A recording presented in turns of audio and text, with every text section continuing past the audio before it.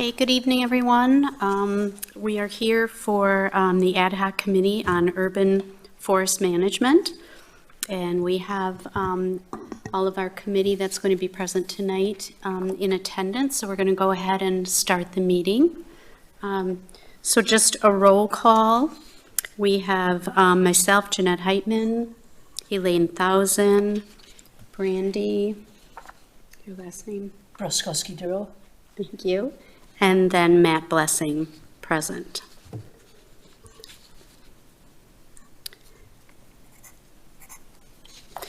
Did everyone get a chance to look over the minutes from the last meeting? Okay. Any changes that anyone? You need a copy of the last meeting? I'll take it. Thank you.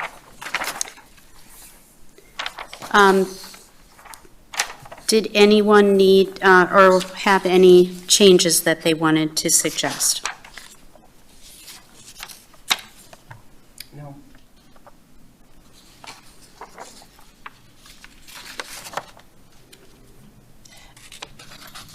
I had one addition.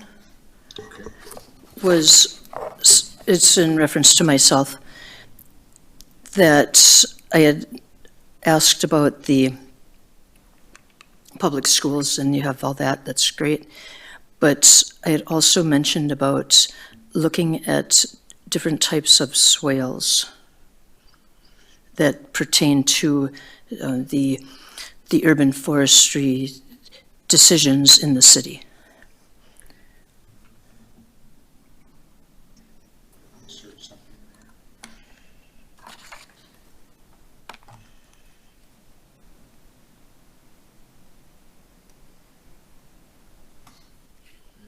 S-W-A-L. S-W-A-L-E-S. S-W-A-L.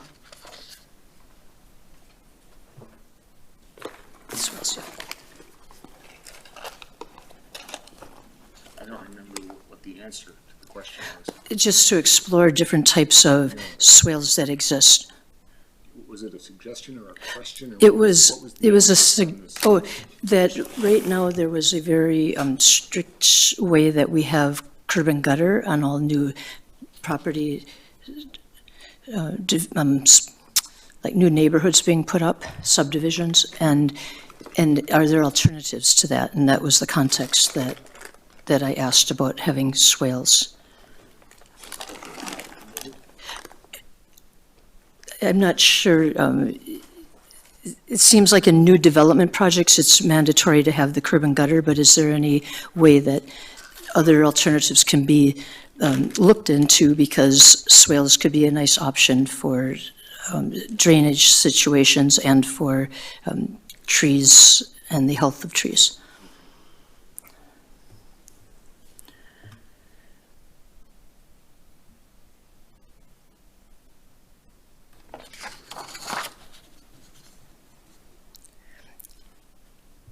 And so I was going to find a couple different examples of pictures. I sent them in an email, but they arrived really late to everyone. I apologize. Okay. Yeah. Maybe you can look at them for the next meeting. Sure. Do you want to just make a note, Brandy, to yourself to just bring that up when we talk about agendas for next meeting? Okay, thank that you. we add that on there, and I'll put it on my notes too.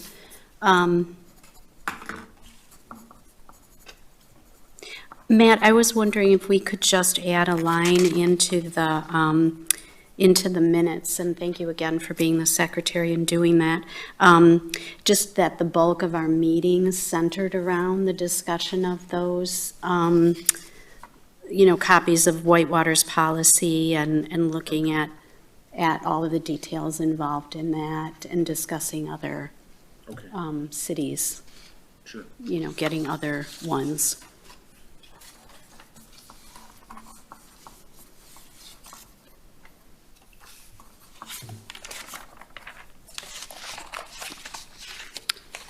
Other than that, I didn't have any other changes.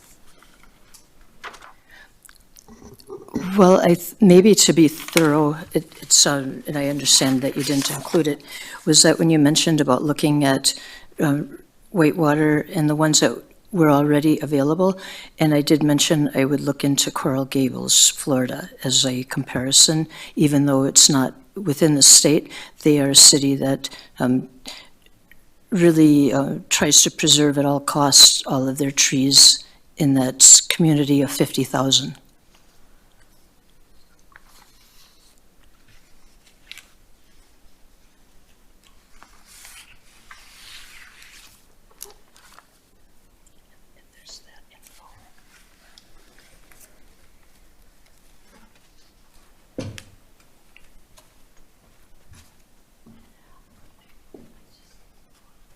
So I'll make a motion then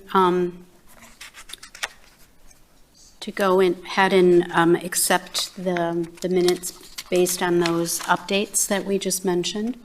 All in favor? Aye. Aye. Okay.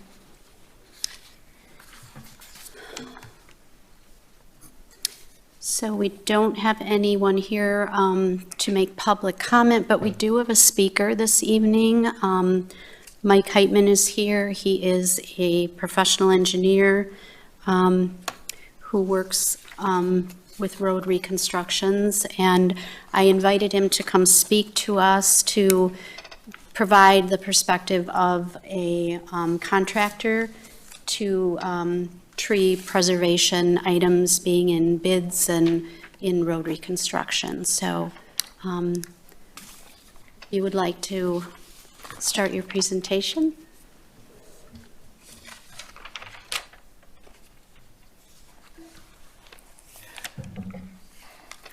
Good evening. My name is Mike Heitman. Thank you for having me tonight to present. I was a resident of Lake Mills for over 30 years, and I currently co-own a home on College Street.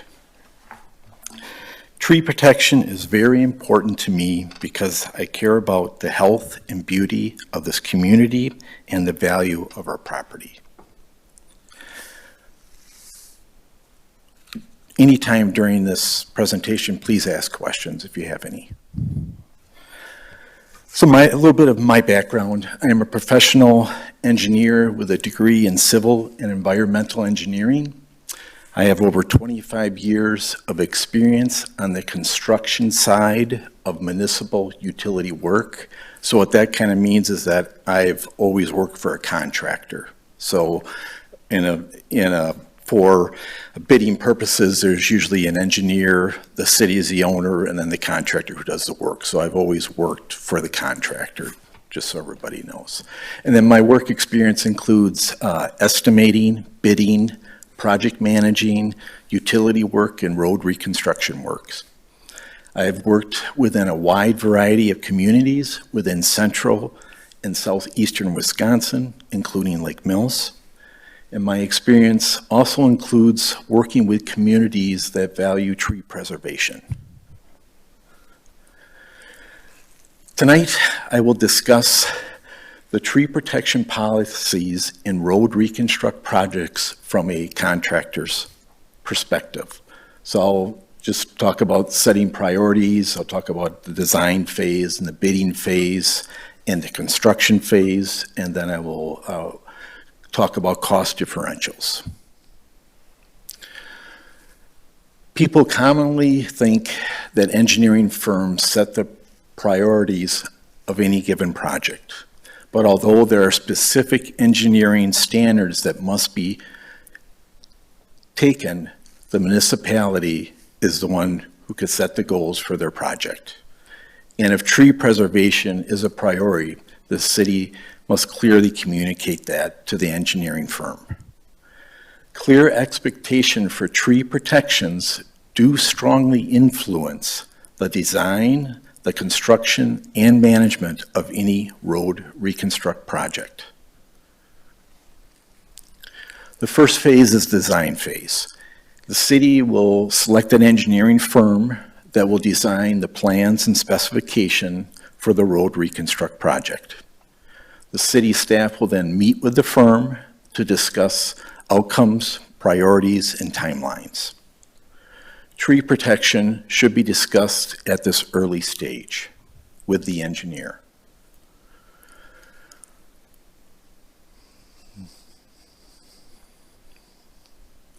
Here are just some ways that can affect the design process of the project.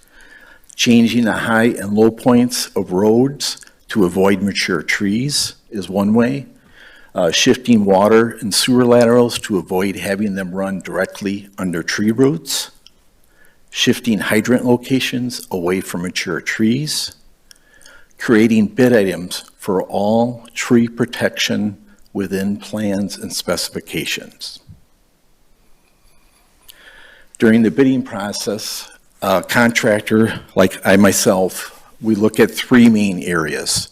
One is the full set of plans. We typically print those out and we read them from front cover to the back cover. The second thing that's important to us are the bid items, and the bid items are the different items that are paid to build that road reconstruct project. And then the third is the specifications related to each bid item. So last month, you guys had a tree specifications from Whitewater. So I thought I would go and grab one of their projects that are currently being bid and see how that tree protection was put into their specs and plans. So I got the project, I looked through the plans, and I saw that they had tree protection on the individual trees that were on the project, which was great. But then I wondered, well, how do I protect this tree? Do I put fencing around it? Do I spray paint it orange so it's real noticeable? How do I protect that tree? So then I looked through the plans again, I looked at the details, and there was no information on how to protect the trees. So then, typically that bid item is, the landscaper typically bids on that portion for protecting the tree. So then I went to the specifications. And the specifications, let's just say the plans and specifications are, for this project, it was 400 to 500 pages. So I went to the specifications for the landscaper, and I did not see anything in there about tree protection.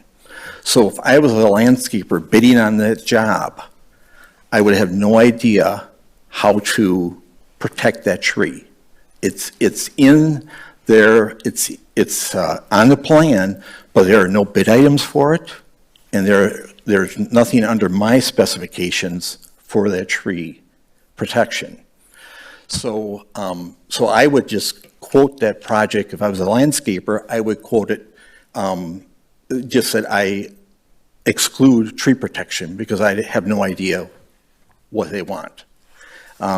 So then, but I know because I knew Whitewater had that spec, so I went and I continued to look through the spec to try to find the specification on the tree protection. And I did find it, and it was in the earthwork specifications. And so I just wanted to get the point across that it's real important. Could you go to the previous page, that we have these tree protection items in both the set of plans with details and in bid items and in the specification for each bid item, because then this won't be missed. And it's just real important to have those in those three different areas. So the next slide will just show, here's the detail example of a. Quick question. Yes. Is that typical then when you have other, Is that typical then when you have other things besides tree protection, that they're showing up in all of those places on a plan? Typically, we hope that they are as a contractor, but a lot of times they're not. And it's very frustrating for someone bidding on a project. If it's something that's very important that the city wants to make sure that the contractor is aware of, I feel having in those three areas is, then the contractor will know, hey, the city is real serious about tree protection, and then they know right off the bat. And then you're saying that there's less likelihood that it would be missed then? Correct. So here's just an example of a tree detail that would be in the plans. The next slide is just an example of the different bid items when you're bidding on a project. They're line items, and here's just clearing and grubbing in it. And it gives the units, the unit price, and then the bid price. So that's kind of, that all those items is what is used to pay for the project, for how the contractor's going to get paid. So that's why, again, too, in this item, if there's an item for tree protection, the contractor, and there's a bid item for it, the contractor will do that because he's going to get paid for it. There's the bid item that says 10 trees to be protected. So it would be right on the bid item, and then he would get paid for that, knowing just because it's not as a bid item. That's why it's so important to have these items as bid items. And then the last one is just an example from City of Madison that's just really talks about root cutting when excavating curb and gutter. And it just describes what it's about, and then it gives a method of payment, and it's just really straightforward. It just, so the contractor knows exactly what he'll be doing, what he needs to do, and that he will get paid for it as a bid item. So now we'll move on to the construction phase. That starts typically all reconstruct projects will have a pre-construction meeting. And at that meeting, this is another great time to bring up tree protection that is important to the city. During that meeting, the city will be there, the contractor will be there, and the engineer will be there, and the inspector, and it could be other people too that are there. During the construction, an inspector is on site to check that the plans and specifications are being followed. So the inspector would also be responsible for making sure that tree protections were being followed. So, and also what this inspector does, he keeps track of the quantities for the different bid items. So he then would be responsible for, so he would just keep track of the quantities in that. I have a question. So when you're describing a site like this, is there a specific inspector that larger cities have? Because what my concern is, in Lake Mills, people who have their roles right now have a full agenda every day of things they're doing. And so who would be in that capacity in our small city So to go how and it works monitor here this? is that the engineering firm that designs the project, they typically have an inspector that's on site. And so they're there the same time as the contractor's there, so then they're making sure that the project's being built to specifications and per plan. So just to be clear, this is a subcontractor. Matt, Nope, yeah, nope, microphone, it's not. please. The mic, Talking over each other, I can't. the microphone. What do I press? Oh, okay. So the question is the inspector working for the contractor, or is the inspector related to the city? The inspector is working for the city. He's not a city employee. He is not a city employee, but he is working for the engineering firm typically. He's on the payroll of the engineering firm. Correct. Okay, that answers my question. And there's no extra costs with that, because if you think that there's going to be more costs for tree protection for an inspector, there's not, because he's there anyways.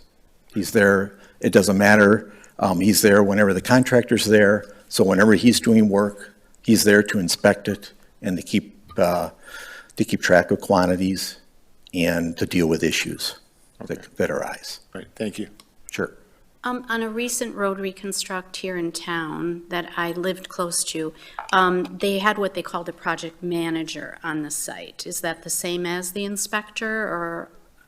Some engineering firms can use project managers on the site, and some call them inspectors, but they're basically, I would call it, usually a project manager is not on the site 24/7. So I don't, it's typically just an inspector that they're called. Yeah, we have two contracts typically for a road reconstruction. We contract for design and bidding, and then we contract for project administration if we choose to have full-time oversight of the project. Right, and again, that's up to the city, because, Right. right, because if you, it's, obviously, it costs money to have an inspector there daily, definitely, yep. So we can go to the next slide. So here are just some cost differentials with some of this tree protection plans and how they are paid for and stuff like that. For fencing around trees, there are many options for ways to manage the costs for this item. The least expensive would be doing a plastic fence with fence posts around a tree. The most expensive option could be chain link fence actually around the trees. And I've worked with communities in the state that does both those. Now the state usually prefers to do a chain link fence around their trees to protect them. Eliminating storage of material and equipment under tree canopies. This would be no cost to the contractor when implementing this tree protection. And this is pretty much standard across the board typically. Go to the next slide, please. This is an example of a piece of equipment next to a tree in Lake Mills. Each one of those tires weigh 9,000 pounds. So the tree roots that are under those tires are being crushed, basically. The next slide, please. And then here are some structures that are also placed underneath the tree canopy, and they can range anywhere from 800 up to 2,000 pounds. So prohibiting large equipment from being driven over tree roots during the tree roots within the tree lawn during construction phase. There is no cost to the city for this implementation or for the contractor. Trimming mature trees prior to construction. There are some costs associated with trimming trees, but they are dramatically less than the cost of removing a tree and replacement of a tree. Using vac trucks or air spades to dig out roots. This equipment can be costly for the contractor to purchase. However, most utility contractors already own vac trucks because they are so useful for so many ways and save on labor for excavation. And of course, hand digging around roots, that is something that adds cost, but is necessary in certain situations to save the tree. Then here's just an example of I'm not sure if they hand dug around this or used a vac truck or an air spade, but it's just an example of exposing the roots around the tree. So can you, I assume a vac truck vacuums up dirt, but I'm not familiar with the air spade. Air spade. So basically and also a vac truck uses, it has like a pressure washer with it.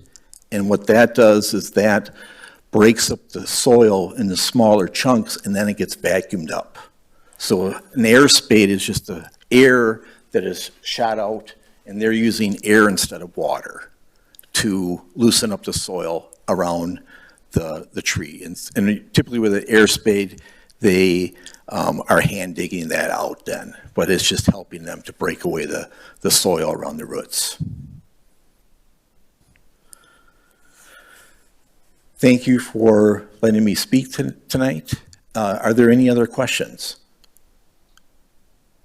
I just had a few. We've been reading through this last month some other tree protection policies besides the Whitewater one. And I noticed that some of them are very detailed and others are not. From a contractor's perspective, and view, is it better to have that detail in or not? I think it is, because the more detailed it is, just the more explanation of why they're doing it. And it also, again, reflects to the contractor that tree protection is important to this community. And so, yes, I think a very detailed spec and having bid items is definitely a better situation than a real brief one, yes. Okay.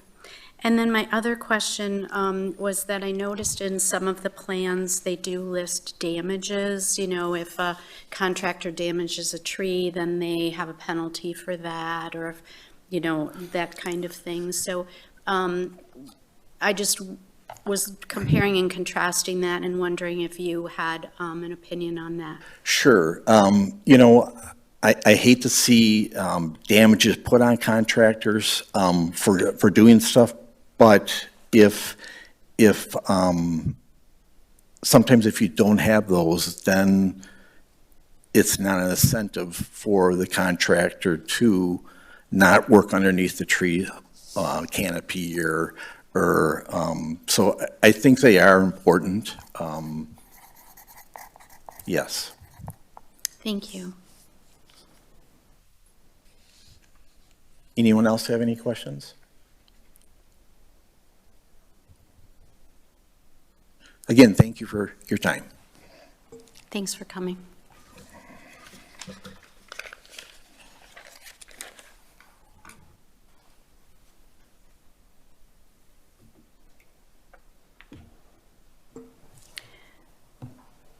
So any thoughts, discussion, or anything based on presentation?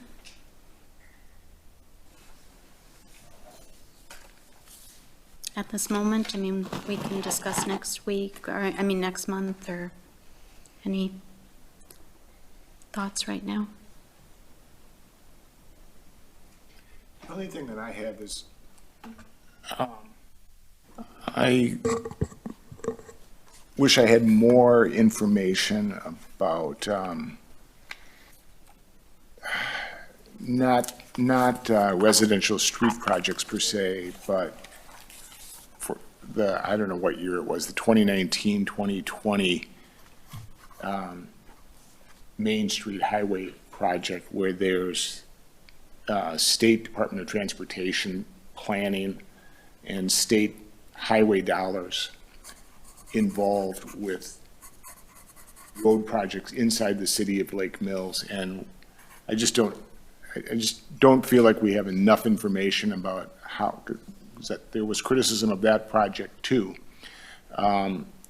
involving green space and lawn space, and a lot of trees were lost, but I just don't have the information that I feel like I need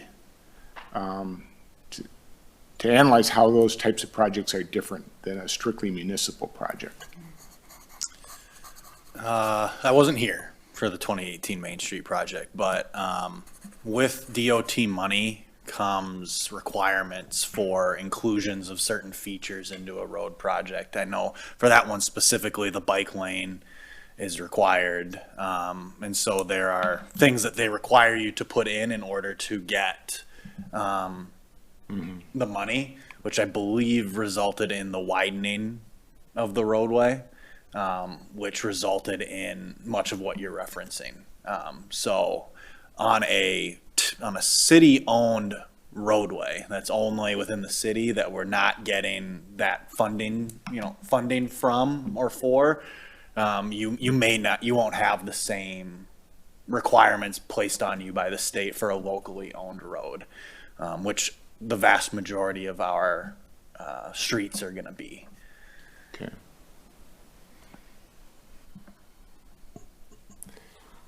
Well, I don't want to get too deep into the weeds, but, I'm thinking about like the intersection of Lake Street and Main Street, directly in front of the grist. I remember that, I think there was a triangular shaped island that had a lawn, and then it was replaced with a triangle of concrete. So, I mean, it seems in a case like that, is there give and take between the city and the state about about retaining that green space? Or is it the state DOT charging ahead with the state highway project? On something that specific, I I don't understand. know. You weren't, no, but I'm just, that's it's why I'm pot- saying I don't have the information to know Right. how it goes down.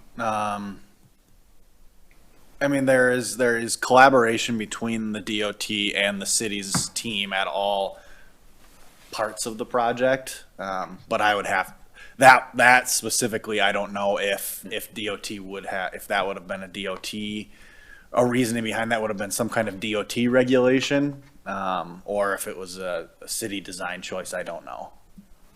Fair enough. I think we could certainly reach out to the DOT, Matt, and try to get more information on that, and I think those are really good questions to be asking. Does it, what about, does the county play into this at all? I mean, if it was a county A or county B, we're talking about a lot of roadway. Yeah, if it's under county jurisdiction, the city we won't improve the roadway. So like Tyranina Park is a county-owned roadway, so the city wouldn't do a road reconstruction there. So if the county undertook a project, it would be within the county's Okay. design decision. So the city wouldn't play a role in it. They may consult with us, but they would be, that would be a county project, not a city project. Okay.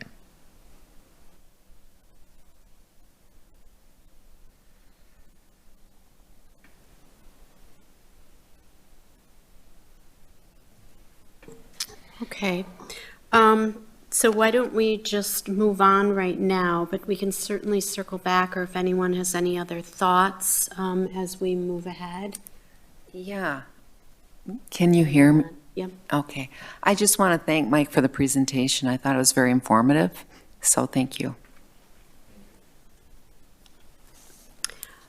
Before I forget, Eric Schreiner had handed out some booklets to us about managing trees during site development and construction, best practices. And I didn't know if, Eric, if you wanted to just comment on what these booklets are about and. Yes, please. So what you have here is basically the ANSI, which is the American National Standards Institute, and the ISA, which is International Society of Arboriculture, best management practices. There's a extensive volume of best management practices from the ISA and ANSI that we use for our forestry department or our forestry operations. This just happens to be one specific chapter relating to specifically site development and construction for tree preservation. So as you guys go through these municipal policies, I can't say with absolute certainty because I'm not with this municipality or the other municipalities, but I can almost say that every single one is going to base their policy creation off of the specifics that are listed within this manual. So they may pick and choose sections that they would like to specifically mention within their policies. As you were mentioning, some are very brief and some are very descriptive within their policies. But if you do read through this manual and cross-reference it with those policies, you'll see the very specific comparisons between the two. So I would kind of consider this to be the industry standard for basically developing these policies and practices. Thank you. So we had all had the opportunity to look through, Drake and Eric were kind enough to do some digging for us, and at our last meeting, we had the tree protection policy from Whitewater that Mike Heitman had mentioned, and we had kind of looked over that briefly. And then we were sent ones from different communities around the state. So we had Shorewood, which is north of Milwaukee, Cedarburg, north of Milwaukee, Racine, Prairie du Chien from the west side of our state, and then Madison for some, and Mequon, which is also north of Milwaukee. So just as comparisons to look at the different tree policies, what did they include in them? How descriptive were they? And looking for other tree protections that we might want to include. At our last meeting, there was, the statement made that, whitewaters looked pretty nice. But I had requested others so that we can do more of a comparison based on what's out there as a whole. I wrote down some notes about that. And if anyone else wants to comment or, Was it Shorewood or Shorewood Hills? I can't remember now. oh, you're right, it's Shorewood Hills. Okay, Yes, so- yes, I apologize. Yep, Shorewood Hills, which is right adjoining Madison there, the university area. I'm something of a, in a weird way, I'm something of a historian of Shorewood Hills. I really struggle to see the comparison between a city like Lake Mills and Shorewood Hills.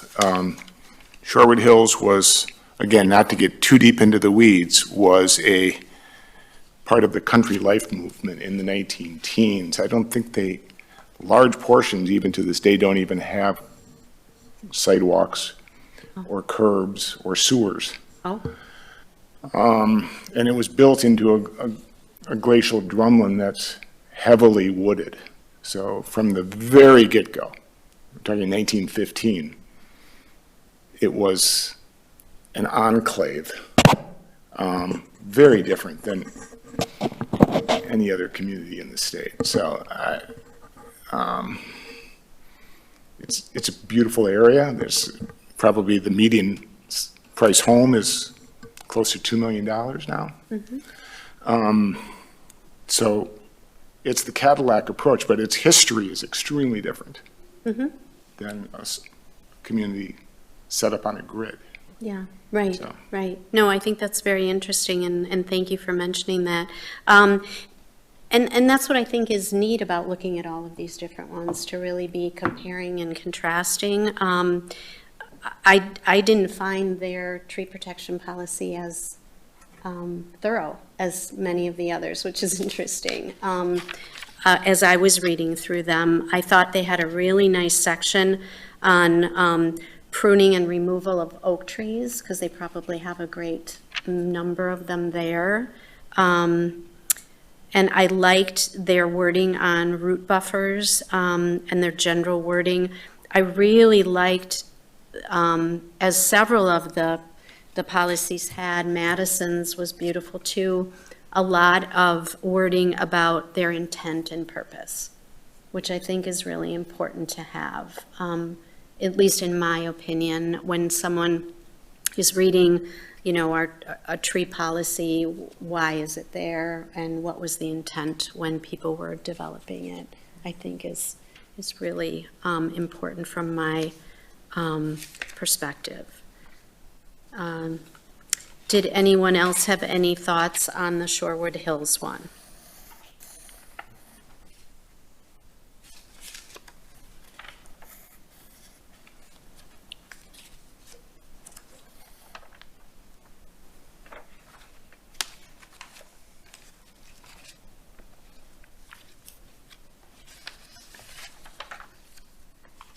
Okay. What I really liked, Cedarburg and Mequon, which are very close to each other, they both mention specimen trees.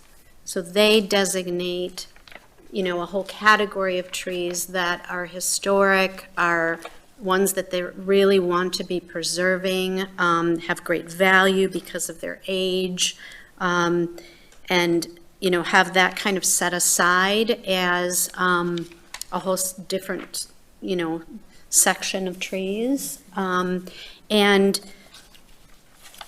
I don't know if any of you are familiar with, but at the end of Fremont Street, right before the pier, there is a beautiful, beautiful historic tree there. And, that's one of them that, spurred this whole movement too, is to not see a tree like that removed until it's absolutely, absolutely necessary. So I really, and this kind of goes to what I brought up at our last meeting about, that we have different districts within, we talked, Elaine, you weren't here, but a resident came to me and said, have you ever thought about, thinking of our city and its trees as different, areas? We have a very historic, older area of the city that are many of our larger trees, older trees, and then we have some newer developments, and that they can look different, and that's okay, that we don't have to have this kind of homogenized look. And this just made me think of that. Yeah, I mean, I think there's a relevant comparison to what you're suggesting with what the tree policies are on a large-scale university campus. If you use the UW-Madison as an example, when Dutch elm disease was devastating the state's elm trees, the university made the decision. They didn't have the financial resources to protect every elm tree on a 2,000-acre campus, but they were going to focus on the elms, on the 20 elms on Bascom Hill. Oh. And the canopy that kind of historic center of the university was important. And so for a good 25 or 30 years, every spring, the elms on Bascom Hill received their medicine. And it worked for decades. Okay. So, and that's just one of many universities that was facing that issue. I love that you bring that up. I wasn't aware of that, and that's really kind of what I was thinking with this, yes. And so that feeds right into that. So that, in both of those I marked that they are mentioning that, and Mequon's actually on page 10. Mequon's policy didn't have anything related to construction, which is what we're looking for. But on page 10, it had a really beautiful specimen tree list, which doesn't mean a lot to me in that I don't know all of those trees, but I thought it would be an interesting thing to look at and discuss with Eric and our arborist, maybe as we move forward. The Prairie du Chien one, I really liked, which I know in the past it had a whole section about the dangers and the reasons to not top trees, which is no longer done. I know it was at one point here in the city, and so that's not going on anymore. It had another really nice section on pruning and training people about pruning. I really also liked their whole section on systematic maintenance, which includes that pruning and regular trimming. And that's something I want to bring up for our next agenda. So I'll just jot down a note to myself, but they have a really nice explanation in there about the benefits of that. And again, I just thought that was so educational to anyone who's reading it, to the value of, and they talked about the longevity to trees and how it really helps preserve them and keep them healthy. So that was really an interesting read there.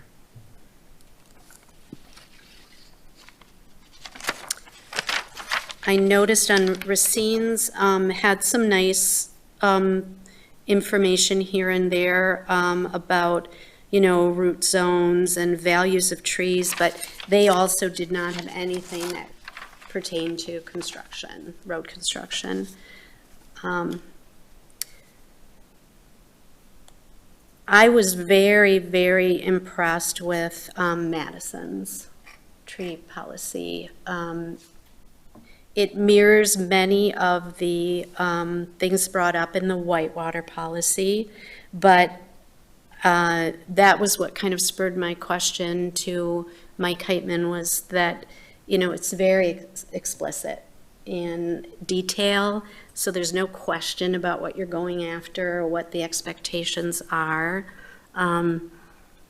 It's down to, they suggested like putting ribbons on the trees that are going to be protected or that cannot be taken down or whatever. So, just really making it very visible during a road construction project. I also, that's what kind of spurred my question too about the liquidated damages, because that was clearly listed in the Madison policy, that there would be damages when there was damage to trees. And I know in a recent road construction project here in Lake Mills, there was, significant damage to at least, 4 trees. And so, then here you are with that afterwards. So I think unfortunately we all know that when you have to pay for something, you're more conscious of your actions. So so just food for thought as we as I was perusing through all of those plans and looking at the different things that were brought up. Well, I think for the sake of the department here in our city that's taking care of the trees and, managing our urban forests, there does need to be sections about penalties and what happens when people are not following the procedures, and actually strictly stated what the penalties are, so it's not just at the discretion of the city manager or something to that effect, because it's not effective, and then people think that they can get by with stuff or come afterwards and say they're sorry and then try to go on from there and possibly rectify what's been done, because some policies do require, if damage is done, that they have to rectify it with acceptable tree species in certain sizes. In different cities, there's rules that way, and also monetary fines per tree. And if it's multiple trees, or if it's something that happens again, the fines go up even higher.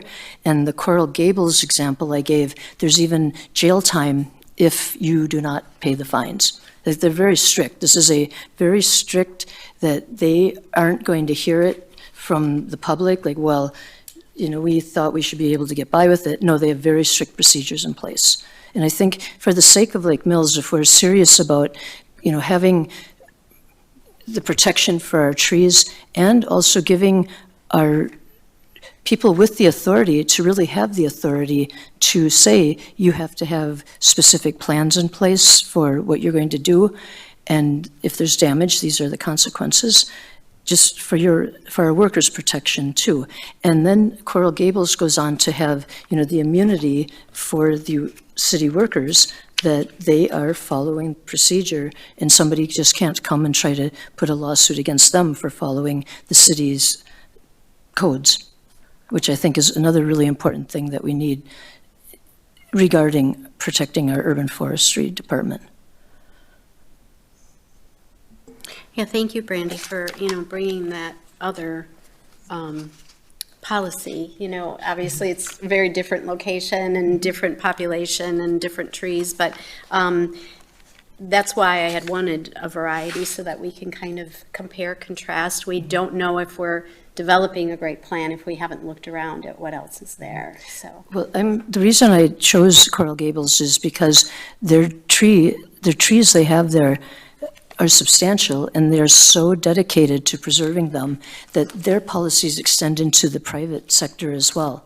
And I just brought in an example of a site plan, where this is a private property, what you have to have presented to the city for approval. I mean, it's very detailed. All the trees, you're taking any out, what you're putting in, what species you're putting in. So it's not only for the public, but private. That's how dedicated they are to make sure. But they have also really strong regulations about private parties doing some trimming, say a tree from the public space is leaning over something. That private person has to have a permit to even approach cutting anything, or the city has to do it, or there's fines involved with that as well. And it might sound like over-aggressive from save private citizens' point of view, but really it's not. If they didn't have such regulations, they would not have the urban forests that they maintain there with such pride as well, and for the habitat. It's very beautiful, and that's, Lake Mills can be really proactive this way in terms of having the forest recover in our city and maintaining it. Well, and I know for myself, and I don't know what prompted the rest of you to apply to be on the ad hoc committee, but a big part of what inspires me to be working towards protecting trees is, of course, their beauty and the loss of them that occurred on College Street during this last road reconstruct. But, you know, it's about our climate. It's about the loss of shade. It is, you know, I like you, Matt, I walk all over, and, you know, when you're in areas that aren't shaded, you avoid them. And habitat for animals and insects. And so it's the whole global picture of what trees provide. And that's what I liked about like Madison's plan and some of the others that really went into describing what are the real benefits of, you know, these trees. So,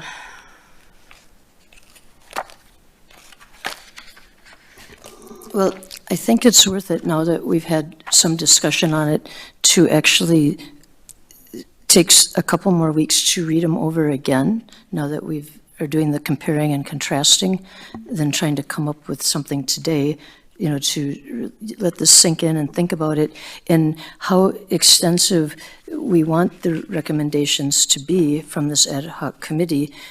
I think what we have now in the city is quite short and condensed, but I like the idea of the explaining, taking time to explain, this is the reason why these rules are in place, and having that so it is more thorough, so that people understand it and don't think that we're over-policing the trees in our city. When in fact, what we're doing is for the benefit of everybody and for future generations as well. and I had asked Drake before the meeting came together here tonight about, you know, if we decide to, you know, take sections from different, you know, policies that are out there, Madison's, some from Whitewater, and we're combining those. And correct me if I'm wrong, Drake, but you had said that they're public records so that we're able to do that. Yeah, fair use. Okay, so it's not like we have to reinvent the wording or, you know, we can really be, you know, putting together a plan based on all of those. But I like your idea, Brandy. I feel that Mike Heitman's presentation tonight was very helpful from understanding, you know, I heard him really emphasizing the fact that in our policy that he's strongly recommending that we say that these tree protections need to be written in to, you know, the bid portion, the plan, and the specifications, so that it's not missed when it's out there. And then if we could all take time between now and the next meeting and really looking at these plans and picking and choosing, highlighting what we think is important so that we can come together and really start. We really need to leave the meeting next month with a real strong, you know, draft of what we really want to move forward with in terms of tree protections that we would recommend to the council. I'm not going to, I fully support in spirit everything that's been said in the last 8 to 10 minutes, but I want to make sure I'm understanding the direction of others on the group so far. Are we saying that you want to branch out beyond the tree policy for road reconstruction? We Keep it can't, within- that's not our directive. Okay. No. So what we want to develop is, you know, the what we would come to the council with is what we would like to say. We would like to see these items in a tree protection policy. And here's what we were thinking, and then they can delete, take, leave, whatever. Right, then I'm fully on board with that. I don't want to go beyond the scope of the charge of the common council. Well, we can't. Right. So, that's what it is. Now, the council has clearly said that once we move forward and bring that to them in June, that they may ask that we expand that, and they might be interested in that. But for right now, we're only focusing on the things that are in that, our document that gave us the ability to meet here. So does that sound good to everyone for our kind of plan for next meeting? I had a few items that I would need more information on, and I think they're going to need to come from you, Eric, but possibly not.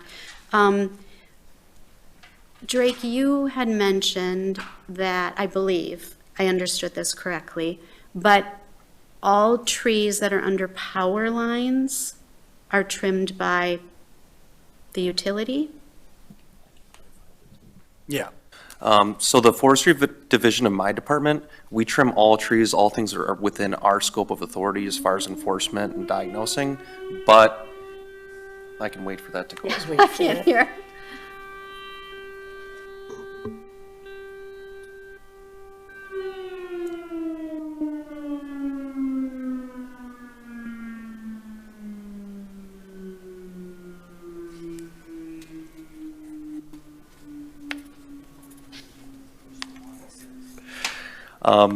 So full authority of those trees is within my department. However, anything that's within 10 feet of power lines is at the discretion of the utility department.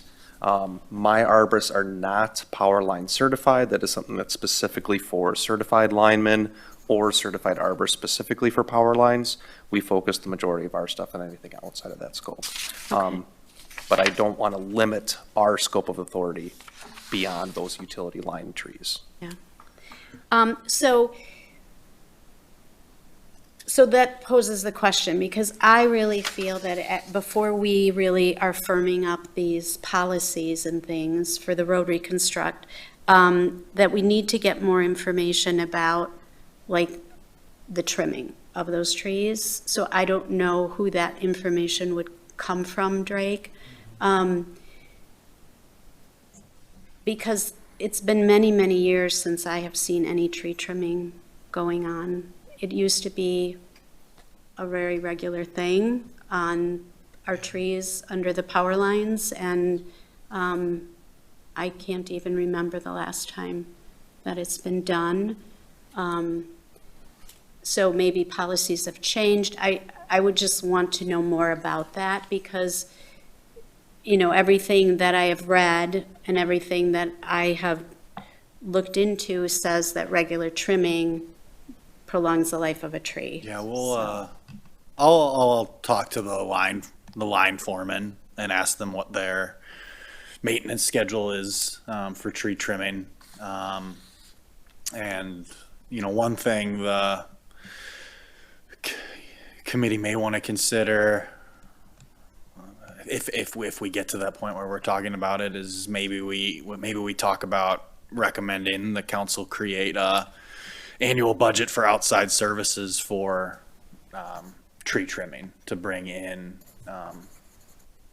a firm that can supplement the work of the employees on an annual basis to either help get on a more frequent schedule, or to help them meet the schedule that would be in the best interest of the trees.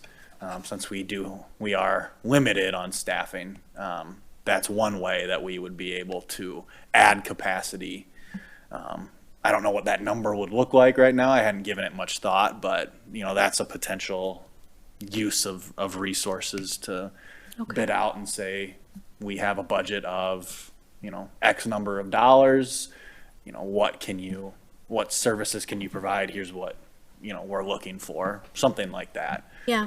I really like that, Drake, and I think, this is my perspective, I don't know what the rest of you think, but, we were tasked with this as a committee, and I think that we should go out being realistic, but also going for what's the best for our tree population and preserving it.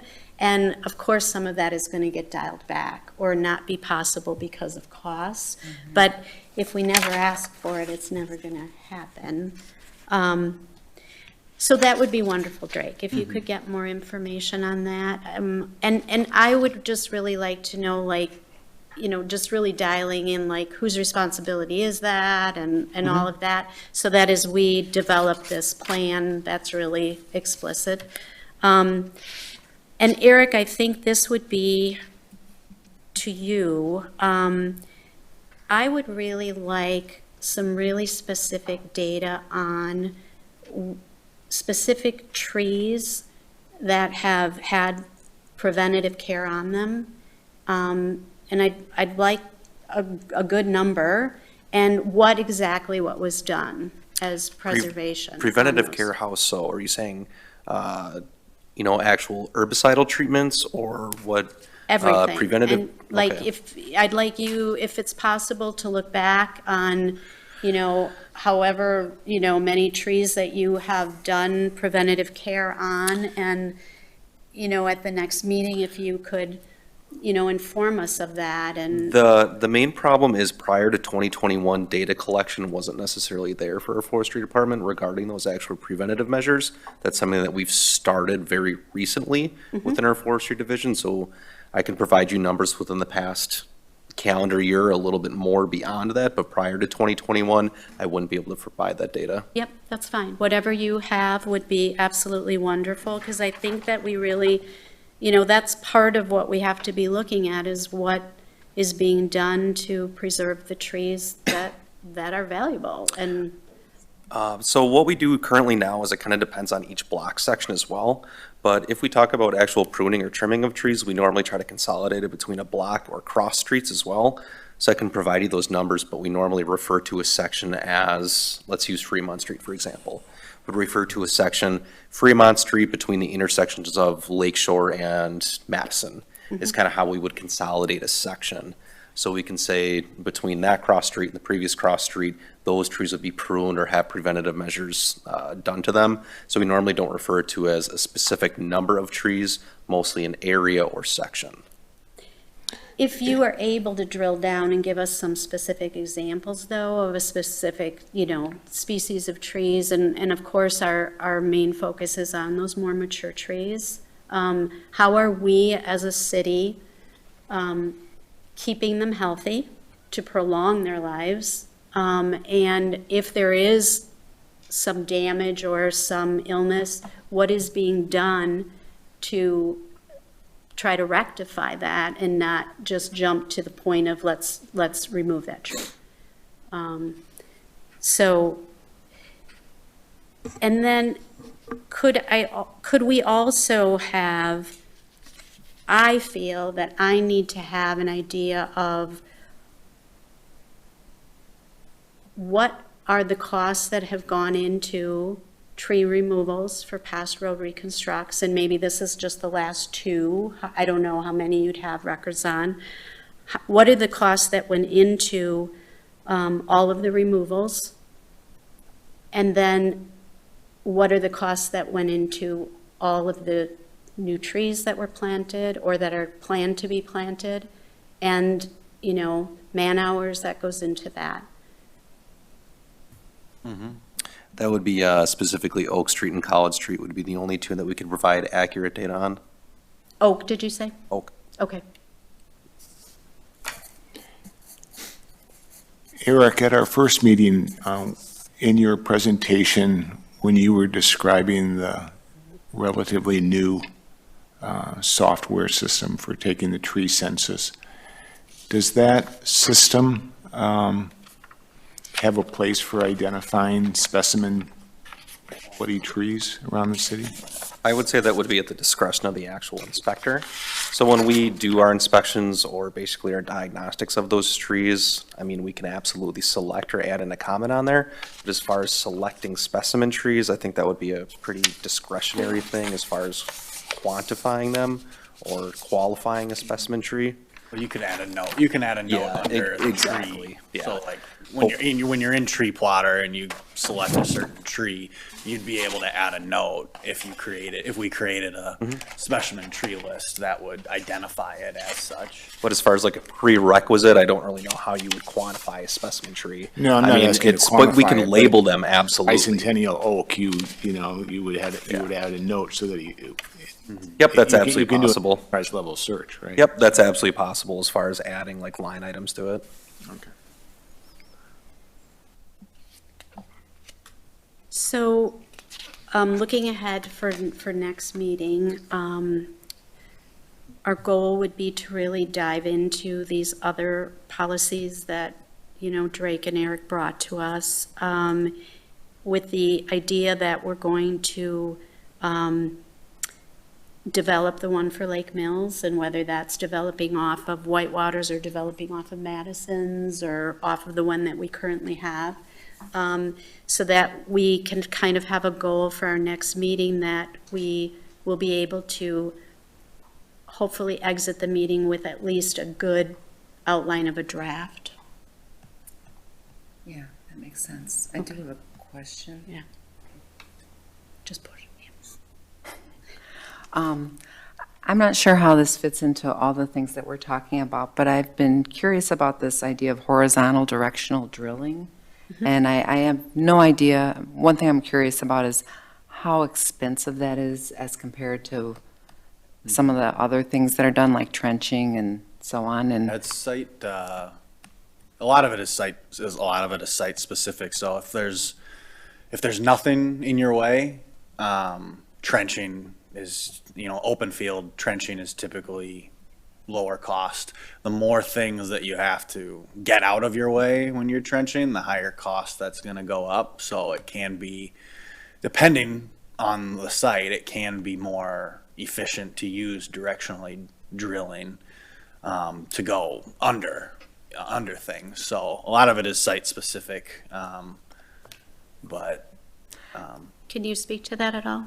Yeah, I would say that's pretty well what Jake is saying, because it does, directional drilling is convenient for an area where you cannot open cut. Typically, open cut is cheaper.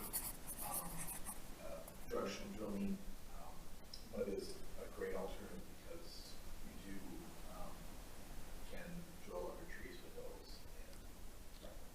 so the horizontal directional drilling can help save trees? Is it, okay, On College Street, they horizontally drilled all the electric fiber lines underneath the terrace, okay, Our terrace was never dug up. okay. so which would have saved a lot of trees, but they were all taken down.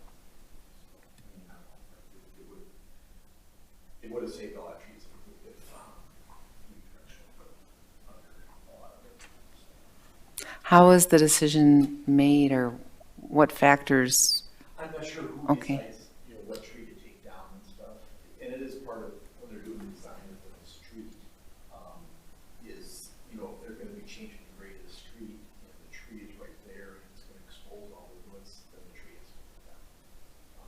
Or if the tree is by a utility that they can't move, and they have to dig that utility up, then the tree has to come down. But this So kind there's of, a lot of factors. but this kind of goes back to what you were saying in your presentation, correct? That if the goal is to preserve as many trees as possible, that in the design phase, they can shift Correct.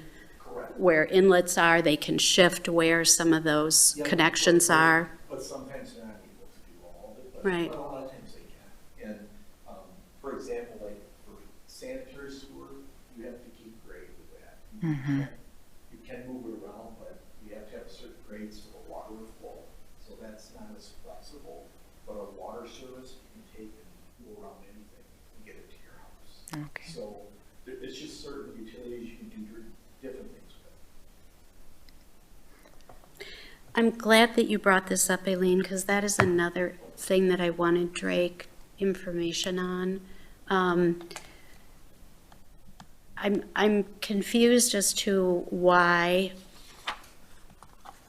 all of this directional drilling is being done and all of these lines are being put underground, yet we have a policy, or appears to be one, that we will no longer have large trees under power lines. Why are we still having power lines if everything is being trenched underground? Well, right. I guess that's a different, whether to bury or not is often site specific, whether to bury power lines or not. Depends what the street is, what we have to go under, what we choose to do. College Street specifically, both of those individuals don't work for the city anymore, that were involved in the planning and for the electric utility. So I'm not gonna be able to ask, to go back and ask those questions of them. So it's typically an operational decision on whether burial of the lines is pragmatic at the point that we do them, for a specific project. We rarely, recently, at least in my time here, we haven't undertaken a electric burial project in and of itself. We do them in conjunction with other projects. You ask certain individuals, burying lines is often more reliable. You have fewer outages with burying of lines. If you ask people, some linemen may say repair of buried lines can be more dangerous. It can be more if you do have a break in it, it can be more difficult to find it. But you're going to experience a break much less often. So there'll be pros and cons on it. What's it look like? What's the ground look like that you need to, either trench or bore through, to bury? How many services might you have? I mean, any number of factors might go into why to bury. And I guess that isn't so much my question as to, so all of this trenching was done on our street, on the street that I live on at least, and we still have power lines, and we still have telephone poles, and we still are being told that we can't have canopy trees planted because of these lines. So why are we now dealing with both the unsightly boxes that are all over from the buried lines and the telephone poles and the power lines overhead that prevent canopy trees? Yeah, so service lines we can't bury service lines. So if a line goes into a home as a service, that stays overhead. And we can't force private utilities to follow us into the ground. So they have a right to be on the pole that they're on. So we can't force them to come with us. We can invite them to. As a municipality, you can't make that statement that in Lake Mills, we're going to, if we are burying power lines, we're also going to be burying the other lines? Well, we can't touch their property.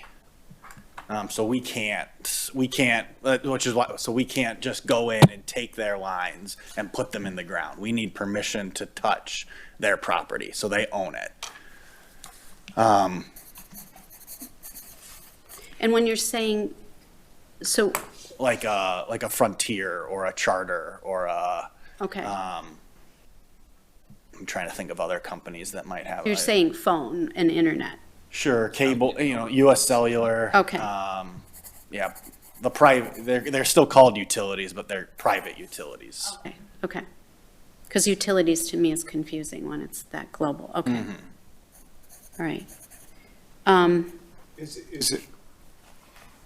Is it pursued? Is the question asked? Okay, Yeah, we always invite them to join us. okay. It's hard to believe that a municipality can't say or make that determination that if you're going to do business here and we bury lines that you are going to have to follow. And you're saying that is impossible? Or is it just something that hasn't been pursued? I don't know about impossible.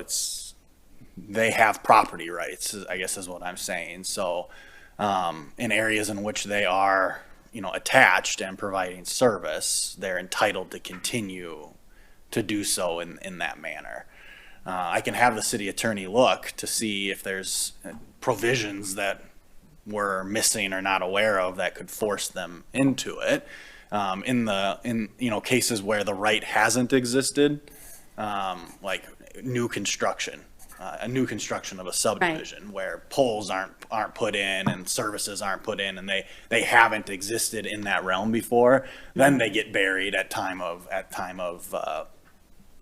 when the subdivision gets constructed, created, the roads get put in and whatnot. Right. But they do have property rights. So I'll ask the city attorney to explore the state statutes on what rights we have to require their removal and installation underground. So then But we can't physically touch them. I'm confident in that. We Right. can't just take them. they're not your property to be touching. Okay. So then that brings up a question then for me. So we no longer have power lines, electrical lines overhead, correct? If they're all buried. Well, we do have them. No, I mean on my street, for example. I think the distribution lines were buried on College Street, but you may have service lines that are above ground still. I'd like more information on that, because if we are burying lines, is this then allowing us to plant larger trees back into those It areas? should. Well, if we don't have overhead utilities above them, we can then replace with trees that have a higher growth and not from the list of, I forget what the list is called, trees that are, what's it called? Yeah, my comment was, I was saying any overhead utility power line, we won't plant large canopy trees under, so it could be, our communications lines, power lines, et cetera. If there is an overhead line, we will limit the size or growth capacity of the tree. It's not specifically just to a power line. So I wanted to make that But clarification. if they don't exist, we can. Correct. We will Yep. do the large. So if we have free sky basically above the actual growth rate of this tree, we will plant a larger canopy tree when possible. And why is that policy in place, Eric? If it's not an electrical line that would be by a large canopy tree, why is the policy that they can no longer be? As far as overhead clearance issues? Or I suppose, can you rephrase the question that you're asking? If there is an overhead obstacle that this tree will grow into, these power companies or whatever actually have an obligation to keep their lines clear, et cetera. And having a tree that's improperly pruned when trees are topped, et cetera, it's very detrimental to the actual growth of the tree itself. So there is something beneficial to having a healthy, proper canopy development pruned tree of a lower growth rate that is healthy, sustainable, et cetera, than something that is compromised pruning. So when you have a large canopy tree that may have improper pruning done to it, when you actually see those crotches or V's or like actual large notches between these trees, there's a lot of actual structural issues that can happen with these during storm clearance issues, or it opens up the potential for further issues. I don't know if that clarifies your question at all or not.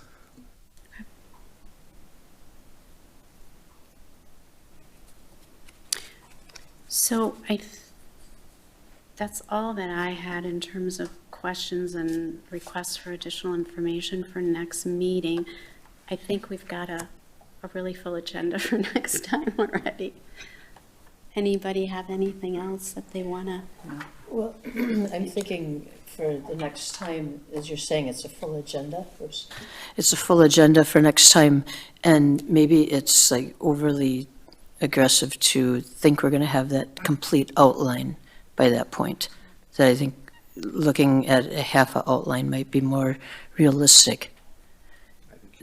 I think you Yeah. might want to have a goal. I think of your instincts are right. You might want to have a goal of identifying, if there's a base policy that you know you want to build off of, and then there are sections you want to pull from other ones. I like that. I think If you can that's a good identify, way to if you do can it. identify them, That's good. we can start And putting that's, it and that's, together. I think, what I was going Okay, after. great. Yes, That I sounds didn't better. communicate that well, Okay. that we would have what's going to be going into that as our draft.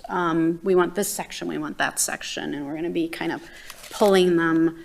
I picture kind of a cut and paste kind of activity going on with printed off versions of those policies. And then we'll just bring you back at the following meeting then, so it'll be the April meeting, we'll bring you back a document that has incorporated the selections from the March meeting so that you can review it and then make a final recommendation, or you could take more than one meeting, you know, May and June, or 2 meetings in May or something, make a final, what you want your final recommendation to be, that gets forwarded to the city council for your tree preservation during road reconstruction policy. So you'll be able to see a draft of that document at the following meeting, what that looks like. And that was the directive, was it not, Drake? As I read it, was that we need to just be coming in June with an update. So some progress, what direction we're moving in. It's not an end date in June, was the way I read it. I'd have to go back and read it. I know that they had some time urgency, because in order to, at some point this year, to be able to move forward with, design and bid of Milton. Right, For road right. reconstruction. So it's not that this committee ends after the June. road reconstruction piece is presented. Right. There's a couple other charges that are in there to review. I mean, I think it's real doable by then, but I'm just saying that if there was still a little finessing on it or something, that I don't Yeah, think you that could ask them that's. for another month, another 2 Right. months to finalize. But I think that we've got, I don't know how the rest of you feel, but I think we've got a good breadth of information to be working with. I agree. Don't you? Yeah. And Eric, is it okay if I hang on to this extra one for Rick? Yes, please. If for some reason you could get that to him prior to the March meeting, that would be fantastic. Like I said, I think it's going to be a huge tool when you guys do kind of pick and choose from the different policies. Yeah. Yeah, if you'll see him, otherwise, if you want to leave it here and let him know it's available for pickup at the front counter. Oh, that would be we great. can Yeah, do I'll that give as it back to well. you then when I walk out here. And is it all right, Drake, if we communicate through our email chain about our next meeting Yep. date? Yep, Okay. no problem with scheduling over email. Okay, all right. Do we have a tentative date that we're thinking of meeting, though? Well, we're always doing Mondays, and we were looking at like probably that third or fourth Monday. Yeah. Not the third. Yeah, the final one this month might be tough. I'll be gone. It's spring break. Okay, So like I'm off because it's one of the few times my wife and I have the same It's nice. schedule. So what's the date on that, Drake? The 24th, maybe? I believe that's correct. That's the final Monday in March, is the 25th. The 25th, okay. Is the final Monday in March. That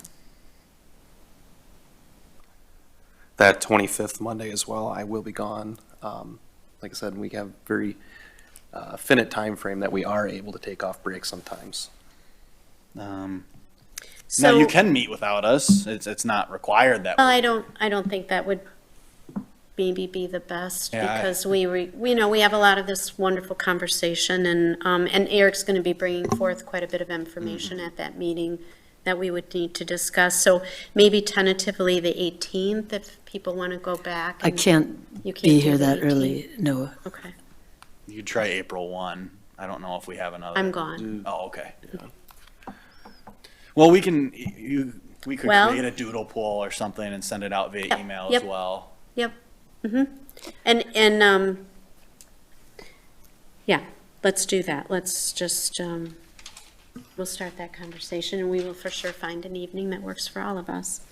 If it comes to it, would we have to change it from a Monday, or is that set? That it has to be a Monday? It's not So maybe set. just like for one of, this upcoming one, if there's a lot of scheduling conflicts, possibly to move it to a Tuesday or Wednesday? Tuesdays are bad?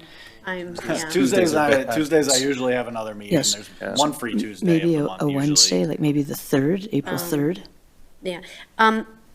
Elaine said for some reason she had March 8th down as another meeting date. That might cause some. Maybe that was early on. we had talked March about 8th it or is a something. I mean, Friday. April 8th. Oh, April April 8th, 8th. I'm sorry. Oh, well, that's the solar eclipse, so I don't know if I'll be in town. Okay. To see it in totality is to drive south.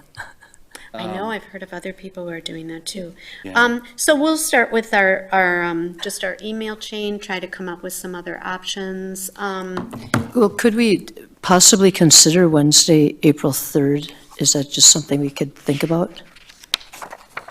To have as one of the tentative dates? Sure, I'll jot it down. Okay. We'll send out a scheduler, just to confirm. Is there a room preference of the committee? No? Okay, that helps.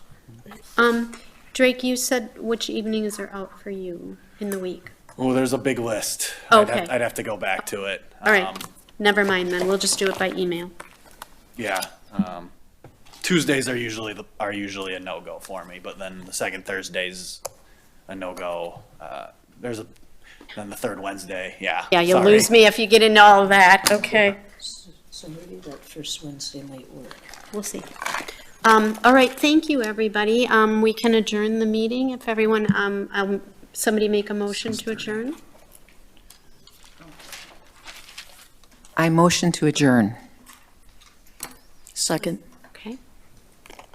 So, we're going to adjourn the meeting for this evening and discuss scheduling through email. Thank you, everybody.